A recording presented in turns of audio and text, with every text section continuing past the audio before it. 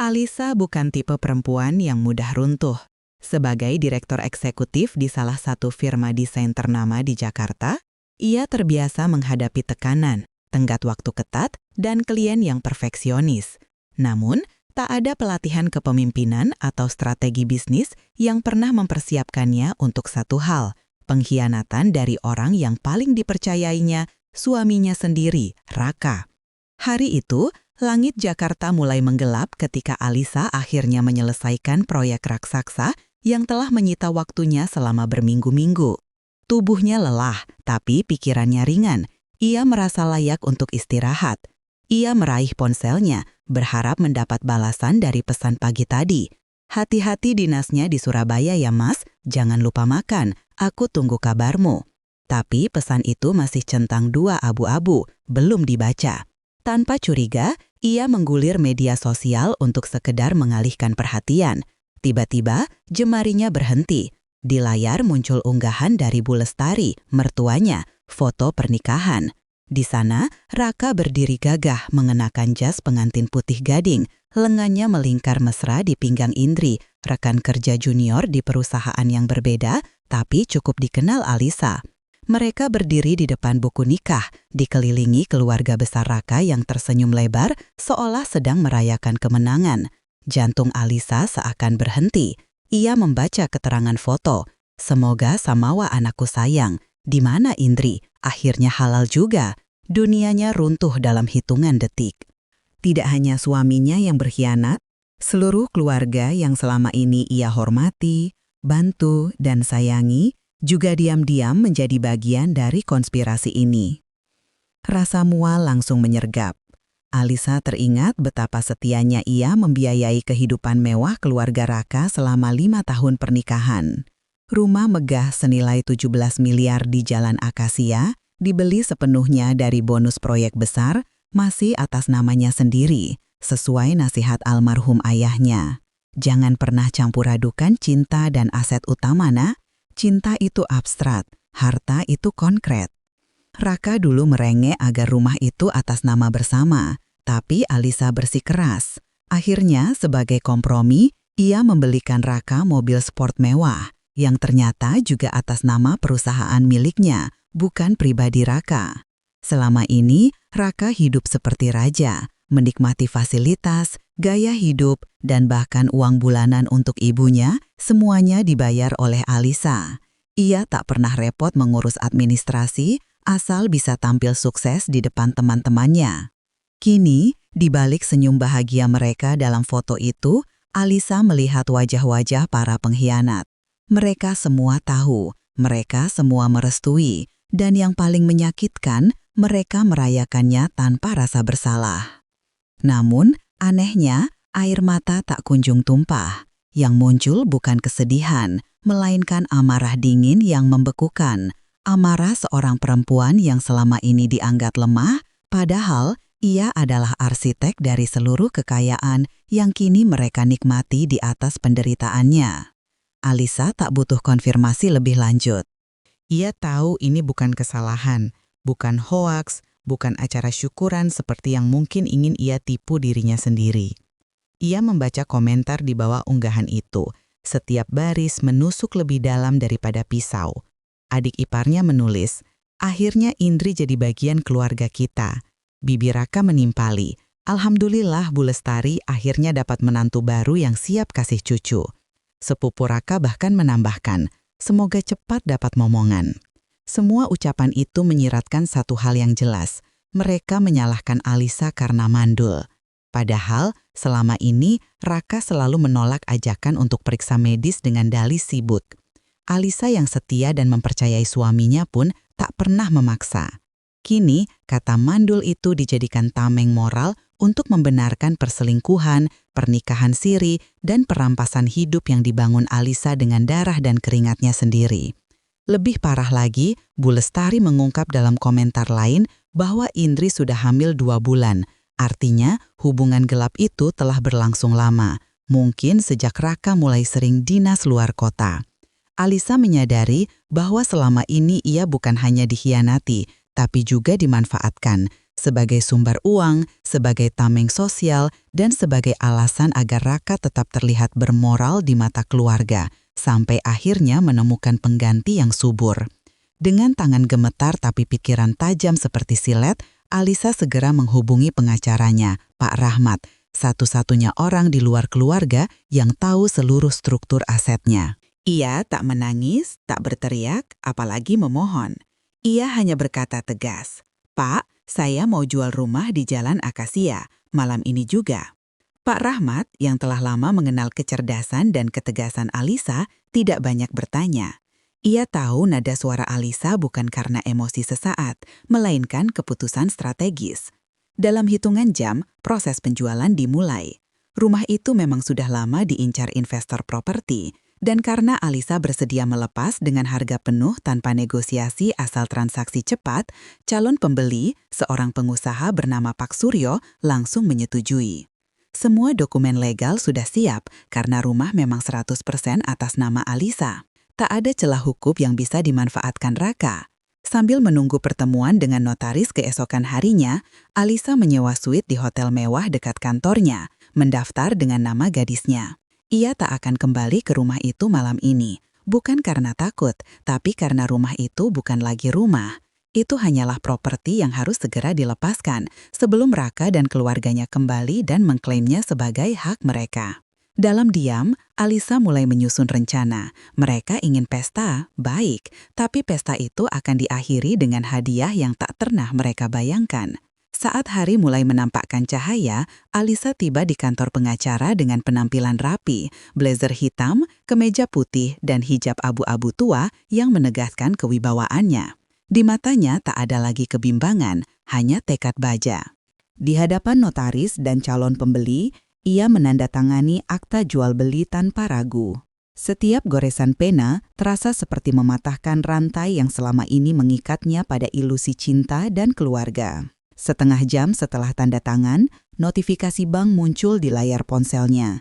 Dana sebesar 17 miliar rupiah telah masuk ke rekening baru, rekening yang sama sekali tidak diketahui Raka. Langkah berikutnya, ia segera mengosongkan rekening bersama yang biasa digunakan untuk kebutuhan rumah tangga. Saldo 200 juta rupiah dipindahkan seluruhnya ke rekening pribadinya. Lalu, dengan satu perintah, kedua kartu kredit tambahan atas nama Raka diblokir permanen. Aliran uang terputus, harta aman. Dan yang paling penting, Alisa kini bebas secara finansial dan emosional. Saat Raka kembali dari dinasnya, ia akan menemukan rumah yang sudah bukan miliknya, rekening yang kosong, dan kartu kredit yang ditolak. Tapi Alisa belum selesai. Ia tahu Raka dan Indri tidak hanya bermain di ranah emosional, mereka telah menyentuh wilayah kriminal. Dan untuk itu, Alisa memiliki senjata lain yang jauh lebih mematikan. Bukti penggelapan dana dan niat jahat yang tersembunyi di balik polis asuransi jiwa senilai 10 miliar rupiah, dengan Indri sebagai ahli waris, berlabel calon istri. Hari itu, matahari Jumat bersinar terang, namun bagi Alisa, cahaya itu bukan simbol harapan, melainkan sorot lampu sorot yang menyingkap kebohongan.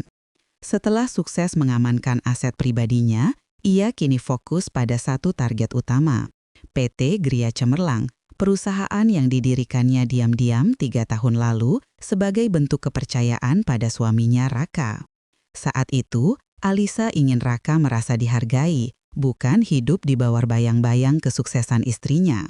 Maka, ia menempatkannya sebagai manajer operasional, jabatan bergengsi dengan gaji besar, fasilitas mewah, dan wewenang luas. Namun kini, kepercayaan itu berubah menjadi senjata mematikan yang menghantam balik sang pengkhianat. Alisa tiba di kantor PT Gria Cemerlang dengan penampilan sederhana namun penuh otoritas. Ia tidak mengenakan blazer kantor seperti biasa, melainkan atasan krem elegan yang menunjukkan ia datang bukan sebagai istri, tapi sebagai pemilik sah. Saat ia melangkah masuk, resepsionis yang belum pernah melihatnya secara langsung hanya mengenalnya sebagai Bu Alisa dari HRD Pusat. Tapi Pak Faja, kepala keuangan yang setia, langsung mengenali langkah kakinya. Tanpa basa-basi, Alisa memintanya menarik semua jatah transaksi keuangan Raka selama 6 bulan terakhir. Dalam hitungan menit, kebenaran mulai terkuak.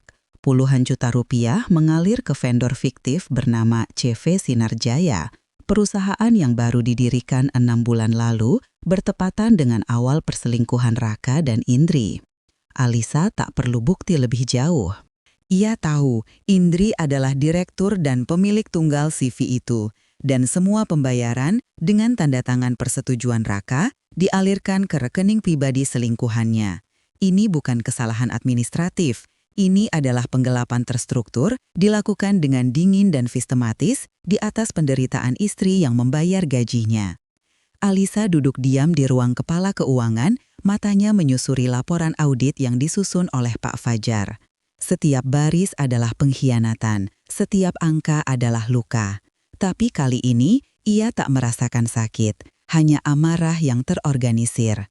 Ia melihat bagaimana Raka menciptakan proyek-proyek fiktif, mengajukan klaim perjalanan dinas ganda, mengklaim uang tunai dari Alisa, dan mengajukan reimbursement dari perusahaan, serta menggunakan kartu kredit korporat untuk membeli kalung berlian senilai ratusan juta dengan keterangan hadiah untuk istri klien.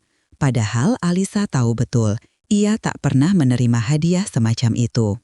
Yang lebih mengerikan terungkap saat Pak Fajar menunjukkan transaksi terakhir, transfer sebesar 48 juta rupiah ke toko bayi online atas nama Indri dengan catatan perlengkapan bayi awal. Alisa menutup matanya sejenak. Jadi kehamilan itu bukan hanya alasan, tapi bagian dari narasi baru yang mereka bangun, keluarga halal, keturunan masa depan. Dan Alisa, ia hanyalah penghalang dalam narasi mereka, seorang istri mandul yang harus ikhlas. Tapi di balik skenario itu, Alisa menemukan sesuatu yang jauh lebih gelap. Polis asuransi jiwa senilai 10 miliar yang ditemukannya di brankas rumah. Di dokumen itu, Alisa tercantum sebagai tertanggung, sementara Indri disebut sebagai calon istri dan penerima manfaat. Waktu penerbitan polis, 3 bulan lalu, tepat saat Indri diketahui hamil. Alisa menggenggam dokumen itu erat. Ini bukan lagi soal uang atau harga diri. Ini adalah rencana pembunuhan yang terselubung dalam administrasi resmi. Mereka tidak hanya ingin menggantikannya, mereka ingin menghapusnya dari dunia ini agar Indri bisa mewarisi segalanya, harta, rumah, dan bahkan nama keluarga. Sabtu siang, di tengah terik Jakarta, sebuah taksi online berhenti di depan gerbang mewah rumah di Jalan Akasia. Dari dalam, Raka turun dengan wajah cemberut, diikuti Indri yang mengeluh karena kepanasan, membawa koper besar berisi barang belanjaan dari bulan madu mereka di Bali, liburan yang sebenarnya dibayar dengan uang curian dari perusahaan Alisa. Mereka datang dengan keyakinan penuh, Alisa pasti sudah tenang, dan mereka siap menempati bagian rumah yang menurut mereka hak Indri sebagai istri kedua. Tapi begitu Raka menekan remote gerbang, tidak ada respons. Satpam baru berbadan tegap keluar dari pos menolak membuka gerbang. Rumah ini sudah dijual, Pak. Pemilik sekarang adalah Tuan Suryo. Raka tertawa sinis, mengira ini lelucon. Tapi kenyataan membantingnya. Rumah itu benar-benar telah dijual dan namanya tidak ada dalam daftar tamu. Di saat itulah, sebuah paket mewah tiba, dikirim atas nama Alisa. Di dalam kokak hitam bukan perhiasan atau uang, melainkan 2 surat PHK tidak hormat. 1 untuk Raka, 1 untuk Indri. Surat itu ditandatangani oleh Direktur Utama PT Gria Cemerlang, Pak Hendy, atas perintah langsung dari Alisa, pemilik 90% saham perusahaan. Di bawah surat itu, tergeletak kartu kecil bertuliskan tangan Alisa. Oh iya Raka, perusahaan itu milikku. Kamu baru saja memecat dirimu sendiri dari propertiku. Dunia Raka runtuh. Ia bukan hanya kehilangan rumah, ia kehilangan identitas, penghasilan, dan kendaraan mewah yang selama ini dianggap miliknya, padahal hanya fasilitas dinas. Belum sempat Raka memproses kehancurannya, 2 mobil patroli polisi melaju perlahan dan berhenti tepat di depan mereka. Petugas turun, memanggil nama Raka dan Indri, lalu membacakan tuduhan, penggelapan dana perusahaan, penipuan, dan pemalsuan dokumen dengan kerugian mencapai lebih dari 530 juta. Indri menjerit, mengaku sebagai korban, tapi bukti tak bisa dibantah. Rekening CV Sinarjaya atas namanya transaksi belanja mewah, dan tanda tangan Raka di semua dokumen pengajuan dana. Tepat saat Raka meraung menyalahkan Alisa sebagai istri jahat, sebuah mobil hitam mewah berhenti di belakang patroli polisi. Dari dalam, Alisa melangkah keluar, tenang, berwibawa, mengenakan hijab krem dan kacamata hitam. Ia melepas kacamatanya, menatap mantan suaminya, lalu berkata dengan suara jernih yang terdengar oleh semua orang, "Suami yang mana? Yang menikah siri diam-diam? Yang menggelapkan uang perusahaanku? Atau yang berencana membunuhku untuk mengklaim asuransi 10 miliar? Setiap kata adalah palu yang menghancurkan sisa harga diri Raka. Di hadapan polisi, keluarganya, dan tetangga yang mulai berkumpul, Raka akhirnya menunjukkan wajah aslinya. Pengecut, histeris, bahkan mencoba menyerang Alisa. Tapi gerakannya dihentikan segera. Ia diborgol, lalu diseret ke mobil polisi, sementara Indri yang pingsan karena syok dibawa ke mobil lain. Bu Lestari yang datang untuk mendukung putranya hanya bisa menatap kosong, menyadari bahwa ambisinya telah menghancurkan satu-satunya pewaris keluarganya. Beberapa bulan kemudian, pengadilan menjatuhkan vonis. Raka dihukum 5 tahun penjara, Indri 3 tahun, dengan pertimbangan berat karena niat jahat terkait polis asuransi dan ancaman pembunuhan yang diucapkan di depan petugas. Alisa resmi bercerai, dan semua aset, rumah, mobil, saham, reksadana, kini sepenuhnya miliknya. Tapi alih-alih tenggelam dalam dendam, Alisa memilih jalan yang lebih mulia. Ia menjual PT Gria Cemerlang kepada tim kepercayaannya, lalu mendirikan Yayasan Pelita Alisa, lembaga nirlaba yang memberikan bantuan hukum, pelatihan keterampilan, dan pendampingan finansial bagi perempuan korban kekerasan rumah tangga dan penipuan ekonomi. Beberapa bulan kemudian, pengadilan menjatuhkan vonis. Raka dihukum 5 tahun penjara, Indri 3 tahun dengan pertimbangan berat karena niat jahat terkait polis asuransi dan ancaman pembunuhan yang diucapkan di depan petugas. Alisa resmi bercerai dan semua aset, rumah, mobil, saham, reksadana kini sepenuhnya miliknya. Tapi alih-alih tenggelam dalam dendam, Alisa memilih jalan yang lebih mulia. Ia menjual PT Gria Cemerlang kepada tim kepercayaannya, lalu mendirikan Yayasan Pelita Alisa, lembaga nirlaba yang memberikan bantuan hukum, pelatihan keterampilan, dan pendampingan finansial bagi perempuan korban kekerasan rumah tangga dan penipuan ekonomi. Dalam peluncuran perdana yayasan itu, Alisa berdiri di atas panggung menyampaikan pidato yang menyentuh. Pengkhianatan adalah racun, tapi jika kau cukup kuat, kau bisa mengubahnya menjadi obat, bahkan menjadi cahaya. Di balik senyumnya tak ada lagi luka, hanya tekad untuk memastikan tak ada perempuan lain yang harus mengalami penderitaan seperti dirinya. Sementara itu, Raka membusuk di penjara, Indri melahirkan di tahanan, lalu kehilangan hak asuh anaknya, dan Bu Lestari hidup mengemis di kontrakan sempit, dijauhi keluarga sendiri. Karma tak perlu diundang, ia datang sendiri, tepat waktu, dan tanpa ampun. Alisa tak lagi menjadi korban, ia adalah arsitek keadilannya sendiri. Dan akhir ceritanya bukan tentang balas dendam, melainkan tentang kebebasan, kebijaksanaan, dan kekuatan perempuan yang tak tergoyahkan.